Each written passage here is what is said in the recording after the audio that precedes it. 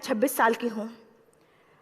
2011 में चलती ट्रेन से मुझे कुछ बदमाशों ने, मैं वॉलीबॉल चैंपियन भी रह चुकी हूँ। 2011 में चलती ट्रेन से मुझे बदमाशों ने एक गोल्ड चेन पहनी थी, चलती ट्रेन से मुझे उठा के बाहर फेंक दिया था। लखनऊ से दिल्ली आ रही थी मैं। कंपार्टमेंट में बहुत सारे, जनरल कंपार्टमेंट था, बहुत सारे लोग थे। किसी ने मना नहीं किया। एक प्लेयर का जो स्पिरिट होता है वो अपने आप, जब कोई छीनने की कोशिश करता कुछ भी, वो देता नहीं है। तो मेरे में भी था, मैंने मना किया और उन्होंने मुझे चलती ट्रेन से वो 4-5 थे, उन्होंने बाहर फेंका। दुर्भाग्य ये था कि उसी समय दूसरी ट्रैक से ट्रेन आई और मैं उस ट्रेन में टकराई, फिर नीचे गिरी। दोनों ट्रेनें निकल गईं।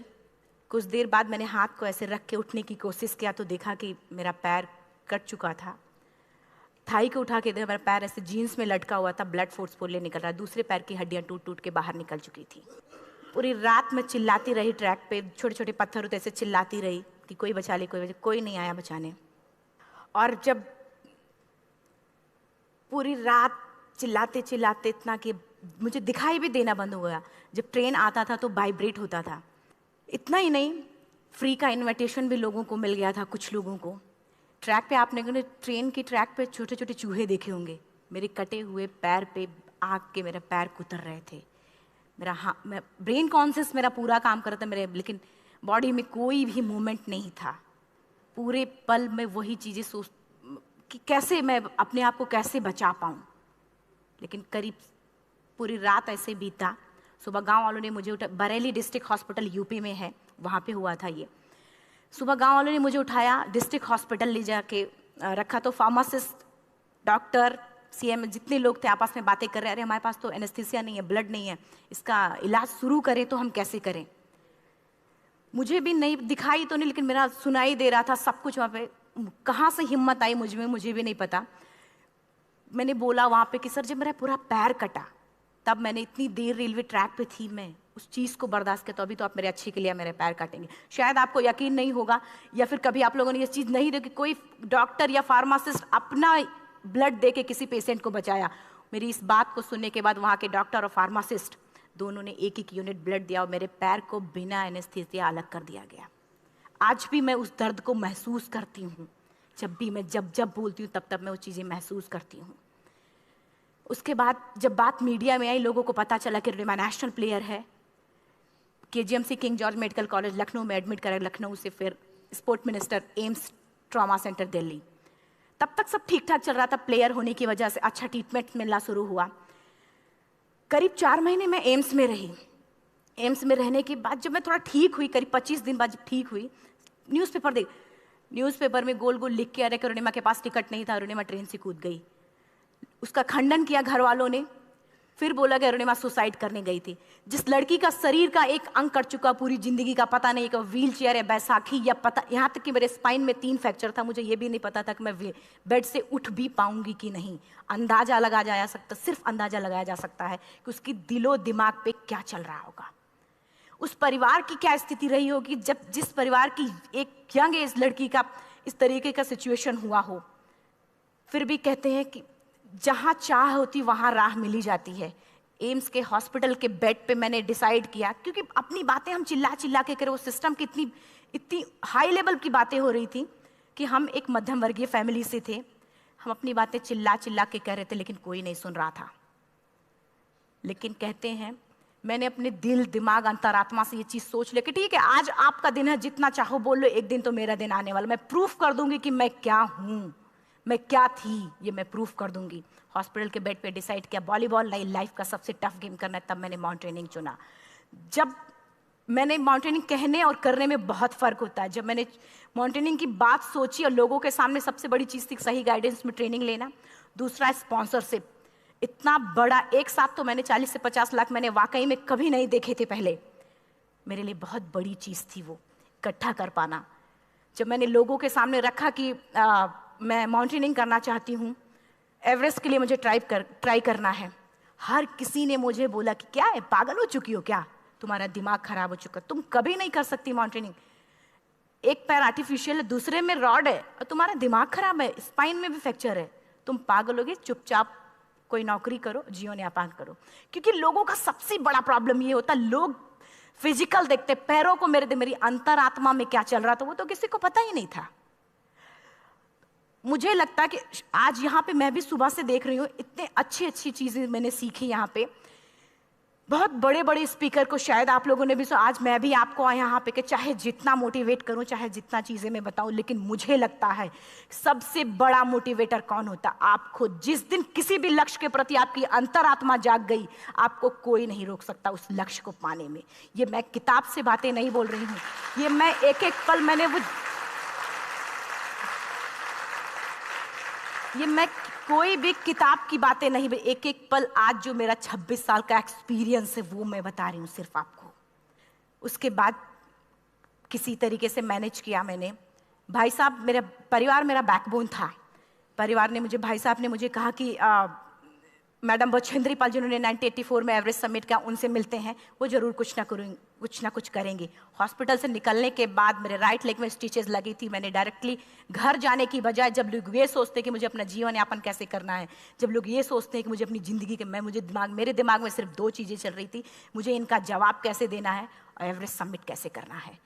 फर्स्ट तुरंत गए बछेंद्री मैम के पास। जब मिले, मैम ने फर्स्ट टाइम जब मुझे देखा तो उन्होंने कहा, अरुणिमा, उनकी आंखों में आंसू आ गए। उन्होंने बोला, अरुणिमा, तूने ऐसी हालात में एवरेस्ट जैसे दुरूह पहाड़ के बारे में सोचा तो तूने अपने अंदर तो एवरेस्ट फतह कर लिया, अब तो सिर्फ लोगों के लिए। मेरे परिवार को छोड़ के बाहर की पहली ऐसी महिला थी जिन्होंने मुझ पे भरोसा किया था कि हाँ अरुणिमा, तुम कर सकती हो।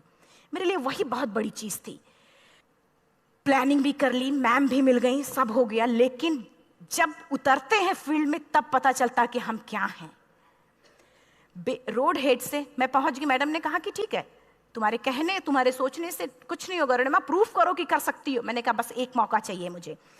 वाकई में जब मैं माउंटेन में पहुंची, रोड हेड से बेस कैंप लोगों को 2 मिनट लगता था, मुझे 3-3 घंटे लगते थे, क्योंकि मेरे राइट लेग की हड्डियां भी नहीं जुड़ी थी। लेफ्ट मेरा आर्टिफिशियल लग चुका था, लेकिन स्टंप एकदम रेड, उसका मतलब घाव एकदम नए थे। मैं अगर पैर रखती थी तो मेरे पैर से जोर से अगर दबा देती थी तो पैर से मेरे ब्लड आने लगता था। सारे लोग नॉर्मल थे वहाँ पे। हर कोई ये बोलता कि एक पीक के लिए जाते थे तो हर कोई मुझे ये बोलता कि अरुणिमा, तुम धीरे धीरे आओ। मेरे दिमाग में हर बार यही बात चलती थी कि क्या है, मैंने एवरेस्ट का प्लान किया, मैं इनके बराबर भी नहीं चल पा रही हूँ। खुद से संकल्प लिया कि कोई बात नहीं, एक दिन ऐसा आएगा कि मैं इनसे पहले जाऊंगी। और आपको शायद यकीन ना हो, आने वाले 8 महीने बाद पूरा का पूरा वेट उठा के बेस कैंप से साथ निकलते और टॉप पे पहले पहुंचते। ऐसे करके देखते थे कि अरे ये लोग तो पीछे। खुशी होती थी। उससे भी ज़्यादा मुझे खुशी तब होना शुरू हुआ जब वो सारे लोग आके मुझसे ये पूछते, मैडम खाते क्या हो, बता दो, पैर नहीं है फिर भी कैसे चलते हो। उसके बाद पूरा मुझे स्पॉन्सरशिप मिला। मैं जब एवरेस्ट के लिए गई, मेरे लिए सबसे बड़ा, एवरेस्ट की जर्नी में मेरे सबसे बड़ा चैलेंज यही था कि दूसरे को समझा पाना। मैं नहीं समझा पाती कि भाई मैं कर सकती हूँ। जब मैं एवरेस्ट के लिए, शेरपा होता, शेरपा को जब ये बात पता चला कि मेरा प्रोस्थेटिक लेग है, आर्टिफिशियल लेग है, दूसरे में रॉड, बोला नहीं ले जा सकता, इसकी वजह से तो मेरी भी जान जाएगी।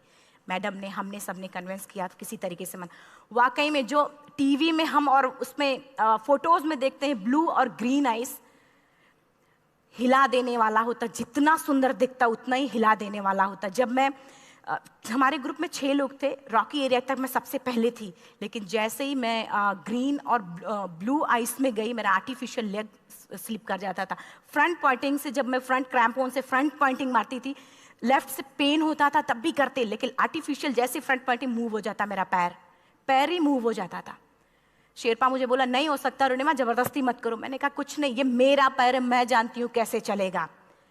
फाइनली 1, 2 बार, 3 बार करने, 4 बार, 5 बार होल हो जाता था। आइस थोड़ा टूट के निकलता था तो मैं वहाँ पैर रख के जाती थी। कैंप 3 तक ठीक था, प्रॉपर एक्लेमेटाइज किया अपने आप। कैंप 3 तक जनरली गए। बात जब कैंप 3 के ऊपर की होती है, साउथ कोल समिट, अच्छे माउंटेनियर, अच्छे दिलेर के हौसले धरे के धरे तब रह जाते हैं जब अपनी आंखों के सामने किसी को मरता देखता है, और दिमाग में बात, जब जिसको डिसीजन मेकिंग, और जब दिमाग में बातें जब ये आने लगती हैं कि अरे जिस चीज़ के लिए हम जा रहे हैं उसी चीज़ के लिए आदमी मर रहा है, इसी चीज़ के लोग लिए मर चुके हैं। रात में क्लाइंबिंग, ज़्यादा से ज़्यादा माउंटेनिंग रात में की जाती है क्योंकि वेदर शांत होता है। जब मैं रात में निकली साउथ कोल से, कैंप 4 से, मेरी हेडलाइट जिधर ही हेडलाइट जा रही थी उधर ही डेड बॉडीज मुझे नज़र आ रही थी। मेरे रोंगटे खड़े हो रहे थे, मुझे समझ में नहीं आ रहा था कि मैं करूं तो क्या करूं। इतना ही नहीं, मैं जिस रोप में थी उसी रोप में जब मैं आगे जा रही हूं और एक बांग्लादेशी, उनका हाथ हल्का हल्का ऐसे हिल रहा, मुंह से आवाज आ रही थी। मैं एक्सप्लेन नहीं कर सकती मुझे कितना डर लग रहा था। बार बार ये बार बार मन में आती, इसका ऑक्सीजन खत्म हुआ है, ये मर चुका है लास्ट सिचुएशन में, और हम कुछ नहीं कर पा रहे हैं, क्या करें। उसके बाद मैंने 10 से 15 मिनट सिर्फ मैं वहां खड़ी रही। मैंने सिर्फ इतना बोला कि अगर आप सभी में से सभी ने एवरेस्ट सबमिट कर लिया तब तो ठीक है, अगर नहीं सबमिट किया है मैं सबके लिए एवरेस्ट सबमिट करूंगी और जिंदा वापस जाऊंगी। क्योंकि जैसा हम सोचते हैं हमारी बॉडी उसी तरीके से जनरेट करना शुरू करती है। मैंने डेड बॉडी, क्योंकि जा ही नहीं सकते थे किनारे से, उसी रोप में वो एंकर है, डेड बॉडी को लांगी और लांग के जाना शुरू किया। हिलेरी स्टेप साउथ समिट के करीब जब मैं खुद पहुंची, मेरे शेरपा ने एक जोर से झटका मुझे दिया कि अरुणिमा वापस चलो, तुम्हारा ऑक्सीजन खत्म हो रहा है। हिलेरी स्टेप के बाद एवरेस्ट समिट है, थोड़ा चलने के बाद एवरेस्ट समिट है। अगर कोई आपसे ये बोले, आप अपने टारगेट के इतने करीब हो, अगर कोई आपसे ये बोले कि अरुणिमा वापस चलो, कैसा लगता है। मैंने भी यही बोला, सर क्या बोल रहे हो आप, मैं नहीं जाऊंगी वापस। बोला अरुणिमा जिंदगी रही, दोबारा ट्राई करना और एवरेस्ट समिट हो जाएगा दोबारा तुम्हारा। मैंने कहा नहीं, ये आप जिंदगी में गोल्ड चांस बार बार नहीं आते, लाइफ में कभी कभी आता है, ये आपके ऊपर आता, आप उसको पकड़ के रखते हो या फिर छोड़ देते हो। मैं अपना गोल्ड चांस कभी नहीं, क्योंकि मैं जानती थी मुझे स्पॉन्सरशिप बहुत मुश्किल से मिला, एक बार अगर मैं छोड़ देती दोबारा मुझे कभी नहीं मिलता। मैं बहुत अच्छी तरीके से जानती थी। मेरा फाइनली मुझे बछेंद्री मैम ने भी एक बार बात समझाई थी, मेरी माँ ने मुझे एक बात बताया था कि लाइफ में कभी कभी सिचुएशन ऐसी आती है जब सिर्फ आप अकेले होते हो, डिसीजन सिर्फ आपको लेना होता है। जहां पे भी होना, खड़े होकर हल्का सा पीछे मुड़कर देखना और ये सोचना कि आप एक एक कदम चल के यहां तक पहुंचे हो, सिर्फ अपना एक कदम आगे बढ़ाना, तुम देखना कुछ देर बाद तुम टॉप पे होगी। मेरे दिमाग में उनकी बातें वीडियो की तरह चल रही थी और सिर्फ एवरेस्ट का टॉप चल रहा था। मैंने शेरपा को पहले कन्विंस करने की कोशिश की कि भाई चल, कुछ नहीं होगा भाई चल। फाइनली जब वो नहीं माना, मैंने एक कदम आगे बढ़ाया, डिसीजन लिया कि नहीं जाना ही जाना है। आगे बढ़े, करीब 1 से 1.5 घंटे बाद मैं टॉप पे थी। और इतना ही नहीं, आज भी मैं जितनी बार बोलती हूं उतनी बार मैं महसूस करती हूं, मेरे रोंगटे खड़े हो जाते हैं, मेरा दोनों हाथ ऊपर करके जोर जोर चिल्लाने का मन कर रहा, कितनी जोर से चिल्लाऊं कि सबको बता दूं कि आज मैं टॉप ऑफ द वर्ल्ड पे हूं। उन लोगों को बता दो जो लोग ये सोचते हैं, लड़की, दूसरे विकलांग, तीसरे मिडिल क्लास में, जो लोग एक बार हार के फिर दोबारा लड़ना नहीं चाहते, जो लोग हारने के बाद सोचते हैं कि हम दोबारा कुछ कर नहीं सकते, उन लोगों को मैं चिल्ला चिल्ला के टॉप से बताना चाहती थी कि नहीं, आप सब कुछ कर सकते हो, सिर्फ एक सोच की विकलांगता, हैंडीकैप आदमी यहां से होता है, यहां से नहीं। अगर यहां से जो आदमी विकलांग है तो नॉर्मल आदमी भी विकलांग है, जो अगर यहां से विकलांग है। चिल्ला चिल्ला के मैं बताना चाहती थी। मैंने शेरपा से कहा कि आप एक फोटो खींच लो, क्योंकि सारे लोग फोटो, अपना नेशनल फ्लैग का जो वैल्यू होती है ना, वो जो हम कहीं बाहर होते हैं तो पता चलता है। मुझे भी बहुत खुशी हो रही थी, फ्लैग को हग किया और बोला फोटो खींचो। बोला पागल हो गई है, तेरा ऑक्सीजन कभी भी खत्म हो जाएगा, नीचे चल। नहीं, फोटो खींच लो। फोटो खींचा उसने। वो तो अगली बार इतना तेज गुस्सा हुआ, मैंने उसको बोला कि भाई वीडियो भी बना ले। 8848 की हाइट पे ऑक्सीजन खत्म हो रहा है, आज हम भी हंस रहे हैं आप लोगों के साथ क्योंकि यहाँ पूरा ऑक्सीजन है। और 8848 की हाइट पे जब मुझे शेरपा, कोई भी शेरपा को बोलेगा भाई वीडियो बना, तो परेशान हो जाएगा, पागल हो चुकी, कि तुम मर जाए, यहाँ मैं जा रहा हूँ नीचे। मैंने कहा नहीं, कुछ नहीं होगा, आप बनाओ वीडियो। किसी तरीके से मैं 4-5 पेयर बैटरी रख के लेके गई कि डिस्पोजल कैमरा, एक अलग कैमरा, कि मतलब एक नहीं काम करेगा तो दूसरा करेगा, प्रॉपर प्लानिंग से। शायद आप लोग भी सोचो कि वाकई में लड़की को इतना बड़ा रिस्क लेने की क्या जरूरत थी, कि जिंदगी कभी भी जा सकती थी इसकी। लेकिन मैंने वो रिस्क लिया क्यों?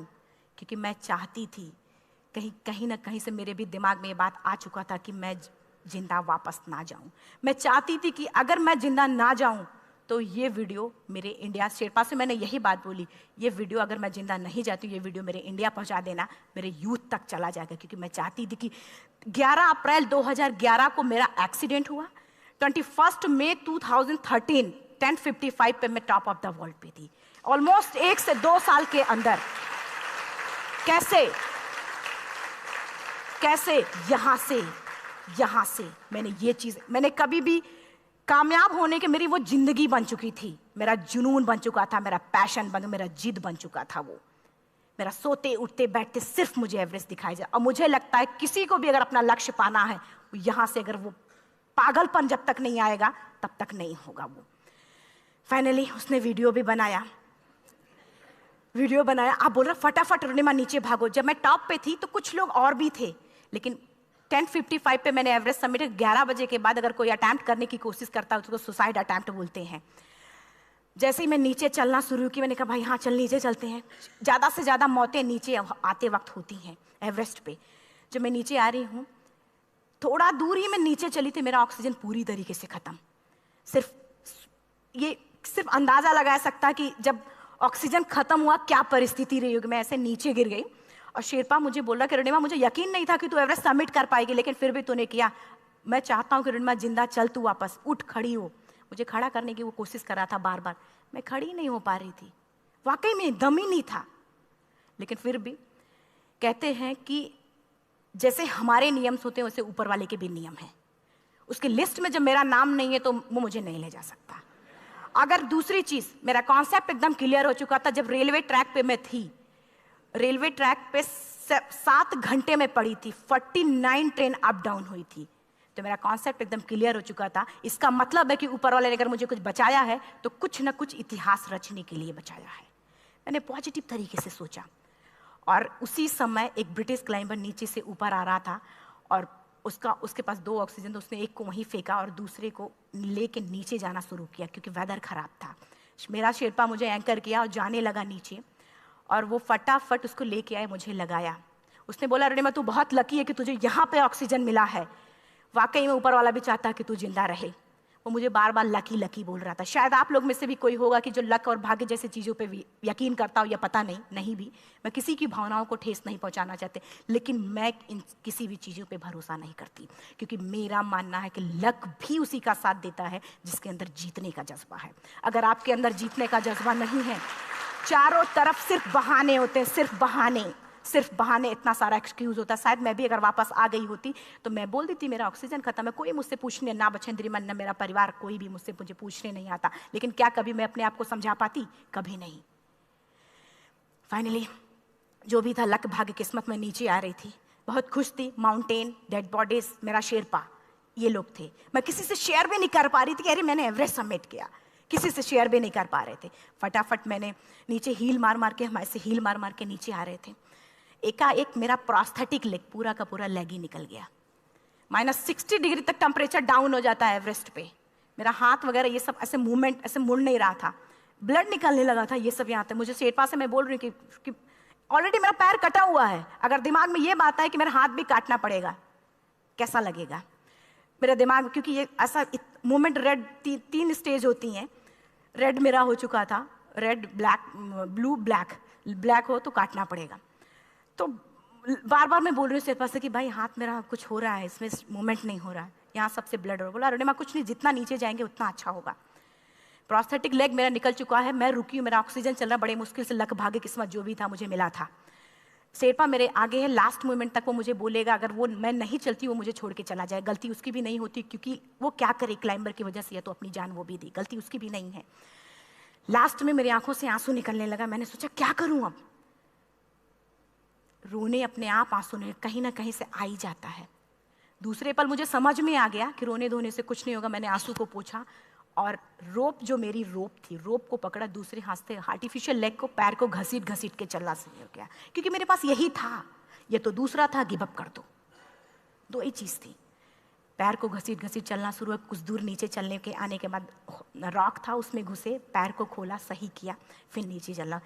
Camp 4 to summit to camp 4 3500 feet है, और इसमें टोटल जनरली लोग 16 से 17 घंटे में समिट कर लेते हैं। मुझे टोटल 28 घंटे लगे थे। हर माउंटेनियर, चाहे बाहर का या फिर इंडिया का, हर किसी ने ये मान लिया था कि अरुणिमा जिंदा वापस नहीं आएंगी। हर किसी ने ये चीज़ मान लिया था। लेकिन मुझे लगता, जब मैं वापस साउथ पोल पहुंची, जब मैं टेंट का जिप खोला, मैंने हर किसी ने कहा कि अरे तू यहाँ है, हम तो सब सोच लिए थे तू चली गई। हर किसी ने ये बोला था। फिर सब खुशी मना रहे थे हम सब।